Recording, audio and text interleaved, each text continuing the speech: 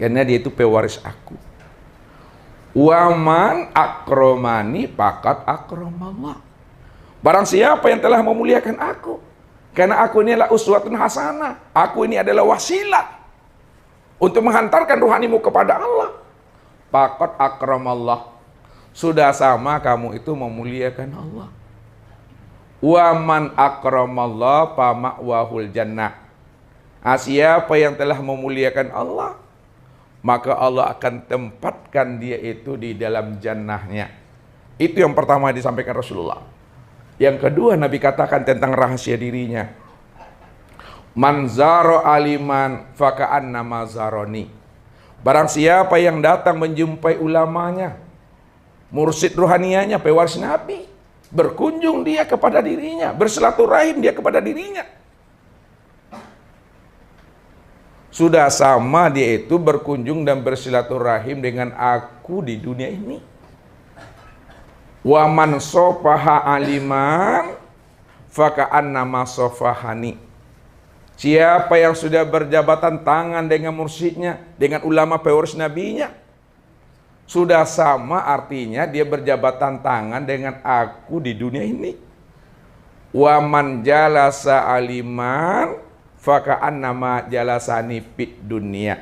Wa man jalasani fid dunya ma'i yaumal qiyamah. Barang siapa yang duduk sehamparan dengan ulamanya, dengan mursyid rohanianya sebagai pewaris Nabi, sudah sama dia duduk bersama aku sehamparan di dunia ini. Siapa yang duduk sehamparan dengan aku di dunia ini, maka di akhirat dia juga duduk sehamparan dengan aku di akhirat nanti. Raihlah ilmunya, beradab kita dengan ilmunya. Supaya apa? Supaya ilmu itu barokah. Karena ini yang diantarkan Nabi kepada kita. Supaya kita betul-betul punya tanggung jawab, terutama kepada istri kita dan kepada anak-anak kita. Bagi suami, suami itu bukan hanya bisa memberikan nafkah saja, nafkah zahir, nafkah batin saja Bapak Ibu, tapi lebih daripada itu, seorang suami mesti mampu bertanggung jawab menghantarkan istri dan anaknya untuk sampai kepada Tuhannya. Ini diajarkan Rasul. Apa kata Rasulullah kepada kita ini? Kun aliman. Kata Nabi, kun aliman. Jadilah kamu menjadi seorang alim. Jadilah kamu menjadi seorang ulama. Jadilah kamu menjadi seorang mursyid. Jadilah kamu menjadi seorang pewaris Nabi dan pewaris Allah. Supaya dirimu mampu mempertemukan istrimu, anak-anakmu berjumpa dengan Allah.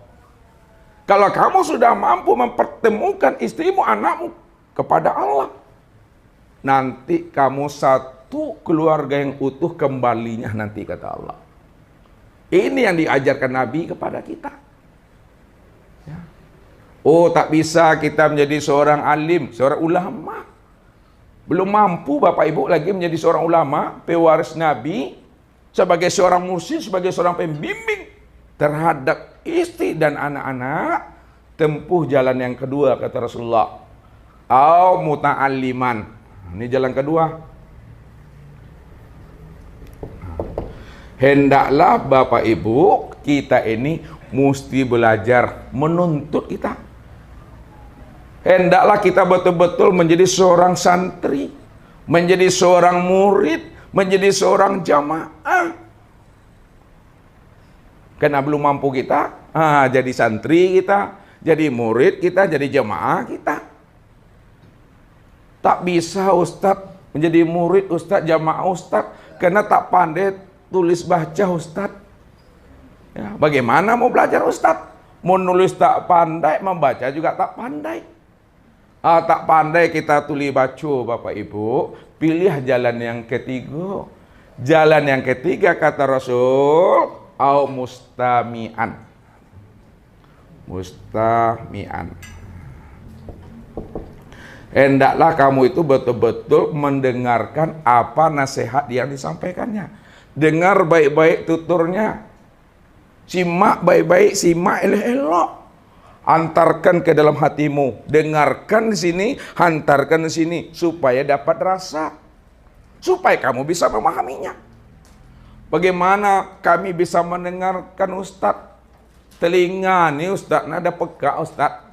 Kalau kamu telingamu tak dengar, telingamu rusak, kata Rasulullah, pilih jalan yang terakhir. Au muhibban ilaihim. Muhibban, cintai gurumu itu, sayangi dirinya, perhatian dengan dirinya.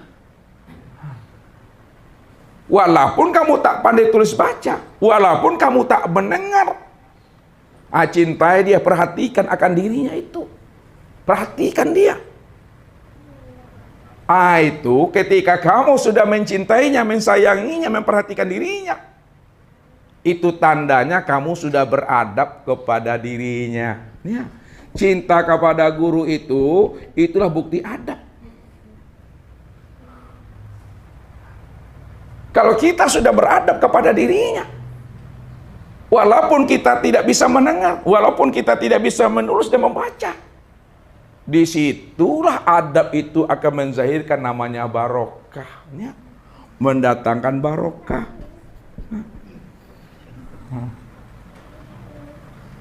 Gugur juga dosa kita itu kena barokah tadi, kena beradab kepada dirinya.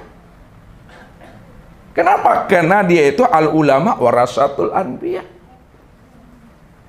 Makanya ketika kita mendapatkan barokah dengan jalan beradab, barokah itulah jalan bagi kita untuk mendapatkan syafaat Nabi. Nah, barokah guru itu menghantarkan kita untuk mendapatkan syafaat Nabi. Ya. Kenapa barokah itu menghantarkan kita untuk mendapatkan syafaat Nabi? Karena guru itu adalah pewaris Nabi. Guru itu suluh bendang dalam nagari, penyambung lisan para nabi. Siapa yang sudah mendapatkan syafaat Nabi, disitulah jalan bagi dirinya untuk mendapatkan rahmatnya Allah. Tuh dia. Ini yang disebut namanya wasilah. Ini disebut namanya sanad. Kata orang sanad. Padahal sanad itu istilah ilmu hadis. Urutannya, itu sanadnya. Itu sanad. Yang disebut namanya mursyid rohani tadi itu. Ambil ilmunya, raih ilmunya, lalu beradab kita dengan dirinya. Supaya apa kita beradab dengan dirinya? Bukan mempertuhankan dirinya, Bapak Ibu. Kita beradab dengan dirinya supaya kita dapat barokah. Karena adab itu jalan bagaimana terikatnya ruhaniyah kita kepada beliau. Bagaimana terhubungnya batin kita dengan batin beliau. Ini yang diajarkan Nabi, cara beradab. Ketika ada seorang Yahudi, Bapak Ibu, beliau ingin masuk Islam dengan Rasulullah. Tapi beliau kebiasaannya suka melacurkan diri. Kebiasaannya itu suka berjudi. Kebiasaannya itu suka mabuk-mabukan. Lalu dia ingin masuk Islam dengan Rasulullah. Ya Rasulullah, aku ini ingin masuk Islam ya Rasul. Aku ingin bersahadat ya Rasulullah. Tapi kebiasaan aku jelek sekali ya Rasulullah. Apa kebiasaan engkau ya Rasulullah? Kebiasaan engkau ya saudaraku. Apa kata beliau? Ya Rasul, kebiasaan aku ini suka melacurkan diri, aku suka mabuk, aku suka berjudi, tapi aku pingin masuk Islam. Boleh enggak ya Rasulullah? Boleh kata Rasulullah. Senang deh Bapak Ibu. Nabi ya, ikhlas membimbing dia untuk masuk Islam. Disadarkan oleh Rasulullah Bapak Ibu. Islam dia. Setelah disadarkan oleh Rasul, dia telah mengucapkan asyhadu an la ilaha illallah wa asyhadu anna Muhammad Rasulullah. Lalu apa kata beliau kepada Rasulullah? Ya Rasulullah, Hari ini, detik ini aku telah Islam ya Rasul. Engkau sudah mensadatkan aku ya Rasulullah. Bolehkah aku ya Rasulullah pamit dari hadapan engkau ya Rasul? Tunggu sebentar kata Rasulullah. Ya. Sebelum engkau pamit, permisi, ya, berpisah dari diriku, ada satu pesan aku sampaikan kepada dirimu. Nah, ya, pesan aku, kalau kamu dalam hatimu kata Rasul, aku tak melarang kamu berzina, aku tak melarang kamu berjudi, minum keras, cuma pesan aku cuma satu. Apa itu Rasulullah? Kamu, kalau aku berjumpa dengan dirimu, atau kamu langsung berjumpa dengan aku, pada saat aku bertanya sesuatu hal kepada dirimu, kamu tak boleh berdusta atau berbohong kepada aku. Aman tuh ya Rasulullah. Aman tuh ya Rasulullah. Ya, senang ya. Dikira dia itu dilarang berjudi, dilarang berzina. Cuma yang diperintahkan Nabi, yang diingatkan Nabi, pesan Nabi itu tak boleh berbohong apabila Nabi bertanya kepada dirinya kalau dia berjumpa dengan Nabi atau Nabi berjumpa dengan dirinya. Kamu tak boleh bohong dengan aku ya? Baik ya Rasulullah. Aman tuh Rasulullah. Kalau orang wak kamu dia itu aman ya Rasulullah. Ya kan? Didangannya ketawa tuh sudah laluinya leh. Tapi sahabat itu tidak Bapak Ibu. Kalau dia sudah bersyahadat, dia sudah Islam, dia betul-betul bersifat sami'na wa ta'na. Aku tidak akan pernah berdusta kepada engkau ya Rasul apabila engkau bertanya kepada aku ya Rasulullah. Aku akan patuh ya Rasul. Aku akan jawab apa adanya Rasulullah. Udah ya Rasulullah, ya udah. Satu cuma ya Rasulullah, ya cukup satu. Udah, begini Bapak Ibu. Udah pergi pemuda tadi, udah Islam dia. Senang dia Bapak Ibu. Wah, Nabi tak larang-larang aku berjudi, berzina. Cuma berdusta aja tak boleh. 3 hari setelah itu Bapak Ibu, muncul hasrat pemuda tadi itu untuk melacurkan dirinya. Muncul keinginannya untuk berbuat zina. Lalu ketika dia akan berbuat zina, ingat dia pesan Rasulullah. Kalau aku berzina, nanti apabila aku ditanya oleh Rasul, aku tak boleh berdusta. Daripada aku berdusta di hadapan Nabi, biarlah aku hentikan zina ini, ya, supaya nanti Nabi bertanya kepada aku tetap jujur menjawabnya. Aku hentikan zina ini. Lepas satu Bapak Ibu. Setelah itu muncullah keinginannya untuk mabuk-mabukkan minuman keras. Ingat lagi pesan Nabi kepada dirinya, apabila aku mabuk, andai kata Nabi bertanya kepada aku, padahal aku udah berjanji, aku tak boleh bohong di hadapan Nabi. Daripada aku dusta nanti, biarlah aku hentikan aku ini minuman keras, aku tak mabuk. 2 lepas tuh. Yang ketiga Bapak Ibu, ada hasratnya untuk berjudi Bapak Ibu. Ya, ketika ada keinginan untuk berjudi dengan temannya, ingat lagi pesan Rasulullah, hadir Nabi itu dalam ruhaninya. Ya. Walaupun Nabi tak di hadapan beliau, tapi ruhani Nabi itu hadir di dalam ruhaninya. Aku udah berjanji dengan Rasulullah, kalau aku sengaja berjudi, andai kata aku ditanya Nabi, aku tak boleh bohong. Kalau aku bohong berarti aku khianat dengan Nabi.